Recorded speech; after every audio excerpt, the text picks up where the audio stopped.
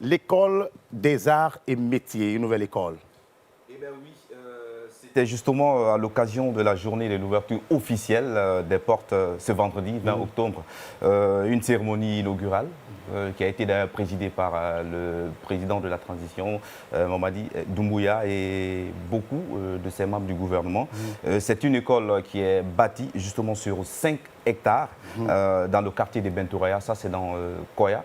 Voilà, et l'école est composée de 16 bâtiments, dont 6 à niveau. Il y a beaucoup de filières, à savoir génie civil, génie électrique, génie électronique et des ateliers de mécanique auto, de construction métallique, des ateliers de maçonnerie, menuiserie et de charpenterie.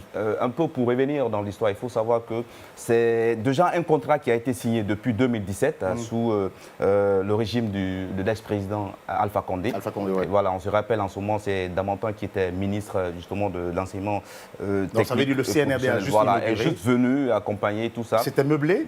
Non, c'était la pause. C'était un contrat d'ailleurs de signature pour la construction de 2 écoles professionnelles, à savoir celle de Koya et de Dabola. Mais avant, il y avait déjà 8 autres chantiers qui étaient ouverts du côté, dans beaucoup de préfectures, de sous-préfectures d'ailleurs. Il faut savoir, il y avait Mamou. Il y avait aussi Kindia qui faisait partie. Donc pour moi, là, c'était le jour d'ouverture, la cérémonie inaugurale.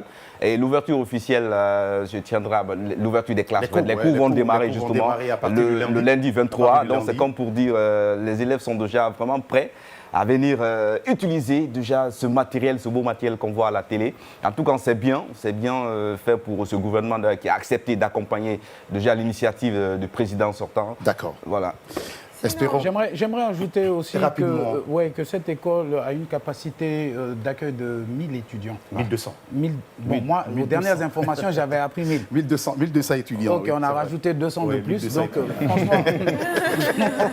franchement, c'est un très grand bijou. Il faudrait vraiment que la Guinée prenne soin de il faut quand même penser à rééquiper aussi l'ENAM, et l'ENAM du côté de Koléa, parce que c'est vrai et que ces bijoux, c'est bien joli. Il faut rééquiper aussi les anciennes écoles quand même professionnelles qui sont là, parce qu'à l'ENAM, je pense bien, c'est une porosité totale aussi. C'est bien de construire des écoles, mais celles existantes quand même, il faut quand même les rééquiper pour permettre aux étudiants de bien travailler.